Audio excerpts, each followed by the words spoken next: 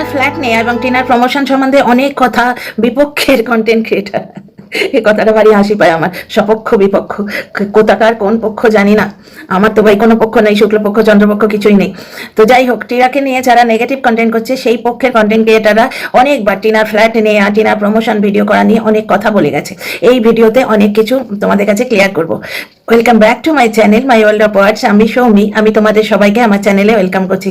Dear friends, আজকে দেখলে একটা জায়গায়, দেখেছো কি? আমি দেখেছি, টিয়া পাখির কথা বলছি। ঘুম থেকে উঠতে না উঠতেই টিয়া পাখির ভিডিওটা এলো, নাচতে নাচতে। আজকে দুটো ভিডিও করেছে। আচ্ছা হ্যাঁ, ওর চ্যানেলের নামটা দেখে রাখিনি। সকালবেলায় দেখলাম যে দুজন কন্টেন্ট ক্রিয়েটারকে নিয়ে বলছে, তার মধ্যে একজনের জন্য ও ওয়েট করছিল নাকি যে তাকে নিয়ে কন্ট্রোভার্সি করছে না বলে। মানে ব্লগাররা কন্ট্রোভার্সি চাইতে গিয়ে কত ধরনের নটঙ্কি এবং নোংরামো করে তার প্রমাণ, প্রত্যক্ষ প্রমাণ তোমরা পেয়ে যাবে। তো যাই হোক, সকালে অনেক কথা বললো। তোমাদের আগের ভিডিওতে বলেছি টিয়া পাখি ফোন করে, ভিডিও কল করে একজন কন্টেন্ট ক্রিয়েটারকে প্রমাণ করতে চেয়েছিল যে ওর হাজব্যান্ড বাড়িতে নেই। ওর হাজব্যান্ড বাড়িতে নেই এই কথাটা কন্ট্রোভার্সি ক্রিয়েটারকে ভিডিও কল করে প্রমাণিত করতে চেয়েছিল। তারপর সেইটাই বোধহয় কন্ট্রোভার্সি ক্রিয়েটার নিজের ভিডিওতে বলে টলে দিয়েছে, মতের মিল হয়নি, তাই এখন সেইটা নিয়ে কন্টেন্ট করে ছেড়ে দিয়েছে যে না আমার ভুল হয়েছে হেন তেন। তো যাই হোক, টিয়া পাখির বিকেলবেলার যে ব্লগটা, সেটা শুরুর দিকের পোর্শন নিয়ে কথা বলতে চাই। টিয়া পাখি সেখানে বলছে যে তোমরা যারা ভাবছো ব্লগ করে রোজগার করা সোজা, ওটা মোটেই সোজা নয়। কে বলছে ভাই ব্লগ করে রোজগার করা সোজা? মোটেই সোজা নয়। হ্যাঁ, যেটা আমি বলি ওই লোকটার সম্বন্ধে, ওর ব্যাপারটা সোজা, কারণ ও ব্লগিং করে কতটা, ব্লগিং করে কতটা। ও 1.5 বছর ধরে শুধু বউয়ের নিন্দে করে খেয়েছে, আর তার আগে দিদির নিন্দে করে খেয়েছে। কাকবক দেখেই বসে যেত এরম করে বউয়ের নিন্দে করতে। ঠিক আছে, তোমাদের মনে আছে কি যে আজকে জ্বলনের মাকে দেখে অনেকেরই খারাপ লাগছে, কারণ সত্যি ওই মহিলার শরীর একবারে ভেঙে দেওয়া হয়ে গেছে। এতদিনে হয়তো ওই মহিলা তার ছেলের আসল নেচারটা জানতে পারছে, যে টাকার জন্য ওর ছেলে করতে না পারে এমন জিনিস নেই। বাবা মাকে দেখিয়ে দেখিয়ে সিম্প্যাথি কার্ড খেলে খেলে রোজগার করেছে, তো এখন সেই বাবা মাকে বেচে রোজগার করছে, বাবা মাকে ইউজ করছে। মায়ের শরীর খারাপ বলে সিম্প্যাথি কার্ড নিতে বসে, কিন্তু মায়ের শরীর খারাপ হলে ছেলে হিসেবে যে যত্নটা নেওয়া দরকার তার কোনোটা কি নেয়? আচ্ছা যাক, এবার দাম বেচারামকে নিয়ে বলতে শুরু করলে না, মানে এই ভিডিও শেষ হবে না, কারণ ও অগুণ যে কতগুলো, গুণ খোঁজে হয়তো পাওয়া যাবে না, কিন্তু অগুণ যে কতগুলো, সেগুলো বলতে গেলে মানে সারা রাত হয়ে যাবে। তো যাই হোক, বেচারাম এবং বেচারামের মা কিছুদিন আগে কেক কেটেছিল, তোমাদের মনে আছে? টিনা ওই বাড়ি থেকে চলে এসেছিল, মানে টিনাকে মারপিট করে তাড়িয়ে দিয়েছিল, মেরে ধরে তাড়িয়ে দিয়েছিল। সেই দিনটাকে কেক কেটে সেলিব্রেট করেছিল। বেচারাম সেলিব্রেট করছিল, ওর মা সামনে বসেছিল। সেই মা সাথ দিয়েছে সম্পূর্ণ, বলেনি যে বাড়ির লক্ষ্মী সে বেরিয়ে গেছে, তাকে এইভাবে অপমান করতে নেই। আজকে তার ঠেলা টের পাচ্ছে, যার জন্য তোমরা যারাই বেচারামের মাকে দেখে অনেকেই খারাপ ফিল করো, খারাপ তো আমারও লাগে, শরীর একবারে ভেঙে গেছে, দেওয়া হয়ে গেছে, কিন্তু আমার যেন মনে হয় কোথাও একটা যে কর্মফল, কর্মা ইজ স্ট্রাইকিং ব্যাক। বুঝতে পারছো? হেটায় স্বর্গ হেটায় নরক, কে বলে তা বহুদূর, মানুষের মাঝে স্বর্গ নরক, মানুষেই সুরাসুর। সেই অসুরটিকে ও এখন নিশ্চয়ই টের পাচ্ছে, কারণ 3টে ভিডিওতে এখন খাটতে হবে জ্বলনের মাকে। বাড়ির লক্ষ্মীকে তারাবার যারা সেলিব্রেট করে, সালগিরা সেলিব্রেট করে, তাদের সম্বন্ধে কি সিম্প্যাথি করাটা চলে? কিন্তু যাই হোক, মানুষ, এবং আমি ওদের থেকে অনেকই বেটার মানুষ, যার জন্য একটা বয়স্ক মহিলার যখন একদম শরীর ভেঙে যায় খারাপই লাগে। তো যাই হোক, এখানে বলছি অন্য একটা কথা। ওই লোকটা নিন্দে মন্দ করে করে কন্ট্রোভার্সি দিয়ে দিয়ে ব্লগ চালায়। ওর controversy channel mainly, blogging channel নয়। ইদানিং কদিন কাকবক দেখাচ্ছে, তাও এই অসুস্থ মাকে জোর করে ধরে মেলায় নিয়ে এসেছিল, আজকে দেখেছো, সেটা নিয়ে পরে কথা বলছি। আচ্ছা, এখানে টিয়া পাখি বলছে যে ব্লগিং করতে গেলে কষ্ট হয়, ডেফিনেটলি কষ্ট হয়। টিয়া পাখির এখন যা হালত, ফুললি প্রেগনেন্ট, তার বর এখানে থাকে না, বুঝতে পারছো? এই নিয়ে অনেক কথা বলা আছে, পরের ভিডিওতে আসছি। এখন আমি বলবো টিনার ব্যাপারটা। আচ্ছা, একটা জিনিস দেখো, টিয়া পাখি ওইখানে বলছে যে প্রমোশন ভিডিও আমি করি, এই এত কষ্ট করে করে করি, আর তারা রিজেক্ট করে দেয়। কে যেন কিছুদিন আগে বলছিল যে টিনাকে ভিডিও এমনি ফ্রিতে দিয়ে দিচ্ছে, যেগুলো কেউ নেয় না সেগুলো টিনা নেয়, কারণ ওই ভিডিও এত ভালো হলে অমুকে করতো না, তমুকে করতো না, অমুকে করতো না, তসুকে করতো না। এই অমুক তমুকের মধ্যে একজন কিন্তু এই টিয়া পাখি। বুঝতে পারছো? হিংসে, কি হিংসে! ওই কন্টেন্ট ক্রিয়েটারের প্রচন্ড হিংসে টিনার এই প্রমোশনের প্রতি। আমার কথাবার্তা শুনে মনে হয় টিনা পয়সা পায় না, টিনাকে মাত্র 2000-এর জন্য প্রমোশন করায়, হেন তেন, ব্লা ব্লা ব্লা। তো যাই হোক, ব্যাপারটা টিনাকে খেতে হয়, খাওয়াতে হয়। ব্যাপারটা হচ্ছে এখানে কন্ট্রোভার্সি ক্রিয়েটাররা যারা রয়েছে, ফিমেলরা বিশেষ করে, কাকে খেতে হয় না, খাওয়াতে হয় না? তাহলে কন্ট্রোভার্সি ক্রিয়েটার হিসেবে কাজ করার তো প্রয়োজনই নেই। একটু উপরির জন্যই তো লোকে এখানে কাজ করে না, শুধু শুধু যেচে গাল খাওয়ার কি দরকার না হলে? তো যাই হোক, এখানে ফিরে আসি টপিকে। টিয়া পাখি বলছে যে ও মানে এত কষ্ট করে প্রমোশন ভিডিওগুলো করে রিজেক্টেড হয়ে যায়, তাহলে দেখছো ব্লগার বড় হলেই এবং তার চ্যানেল বড় হলেই প্রমোশন ভিডিও পাওয়া যায় না। প্রথমত প্রমোশন ভিডিও কষ্ট করে করে এবং সেগুলো রিজেক্ট হয়ে যায়।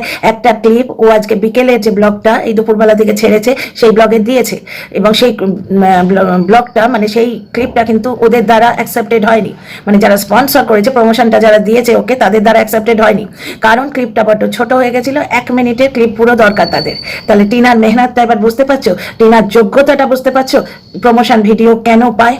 আচ্ছা, তারপরে আরো অনেক কথা বললো যে প্রচুর প্রমোশন ভিডিও করে আর রিজেক্ট হয়ে যায়, যার জন্য ওর খারাপ লাগে যে একে এত কষ্ট করে আমি করছি তার মধ্যে প্রমোশন ভিডিও রিজেক্ট হয়ে যায়। কেন ওর স্বাভাবিক খারাপ মানে কষ্ট ব্যাপার। ফ্ল্যাটটা তোমাদের আগেই বলেছি, দর্শকদের কাছ থেকে আমি জানতে পেরেছি হয়তো ও আমাদের যতটুকু দেখায় ফ্ল্যাটটা অতটুকু নয়, ওটা 4 বেডরুমের ফ্ল্যাট, বুঝতে পারছো তো 4 বেডরুমের ওই বড় ফ্ল্যাটে বাচ্চাটা একা ঘুরতে থাকে। সেখানে বাবা থাকলে, বাবাকে যেহেতু কোনো কাজে কমে যেতে দেখিনি, সবসময় বাড়ির মধ্যেই দেখি, হ্যাঁ সংসারের জন্য দেখেছি যেতে বাজার টাজার করতে জিনিসপত্র আনতে, বুঝতে পারছো, কিন্তু বাইরে কোথাও যেতে দেখিনি, যার জন্যে ও বাচ্চাটা বাবার সাথে বিজি থাকে। যখন ওর মা ব্লগিং করে বা এই ধরনের প্রমোশন শুটিংগুলো করে সেখানে বাচ্চাটা একা পড়ে যায়। সুতরাং টিয়া পাখির পক্ষে ব্যাপারটা বড্ডই প্রবলেমেটিক হয়ে যায়।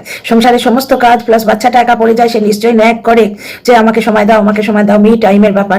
তার সত্ত্বেও ও প্রমোশন ভিডিওগুলো করে এবং সেগুলো রিজেক্টেড হয়ে যায়, ওর খারাপ লাগে। তাহলে এখানে দেখছো টিনার মেহনত এবং ডেডিকেশনের ব্যাপারটা, যা হোক তা হোক করে যা হোক কিছু করে দিলেই কিন্তু অ্যাকসেপ্টেড হয় না। সুতরাং অমুকে করেছে, তুষুকে করেছে, তমুকে করেছে বললেই হবে না। টিনার যোগ্যতা আছে তাই সে প্রমোশন পায়, এবং প্রমোশন পাওয়ার জন্য সে যথেষ্ট খাটে, এবং কোনো ক্ষেত্রে ব্লগিংকে নেগলেক্ট করে ফেলে। কারণ মানুষ তো দুটো দিক তো পেরে উঠবে না।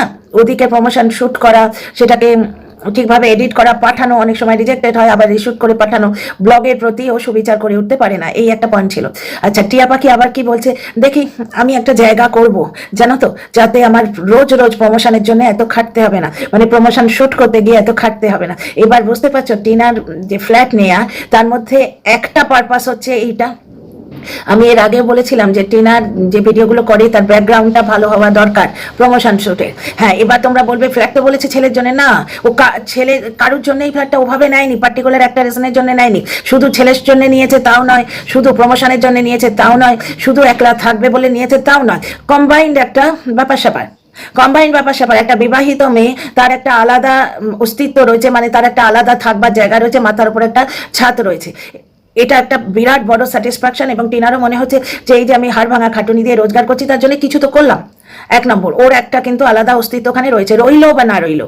এখন ওদের দাদা বৌদি কচি সংসার, ছোট মা বাবা ইয়াং, এখন ও নিজেও অনেক ইয়াং, এখানে যাতায়াত করতে পারছে, স্টোন থ্রো ডিস্টেন্স করে দূরেও নয়। তো এখন ব্যাপার স্যাপারটা ঠিক আছে, কিন্তু প্রয়োজন পড়লে ও ফ্ল্যাটে গিয়ে থাকতে পারবে, ওর সেই রোজগারের যোগ্যতাটা আছে, ও নিজের জন্য একটা ফ্ল্যাট নিয়ে রেখেছে। সেখানে কি হবে, এই মানে এই পারপাসটা সাধিত হতে গিয়ে 1 নম্বর হচ্ছে যেটা আমি বললাম নিজের সেপারেট অস্তিত্ব, 2 নম্বর হচ্ছে ছেলে এলে সুবিধা হবে।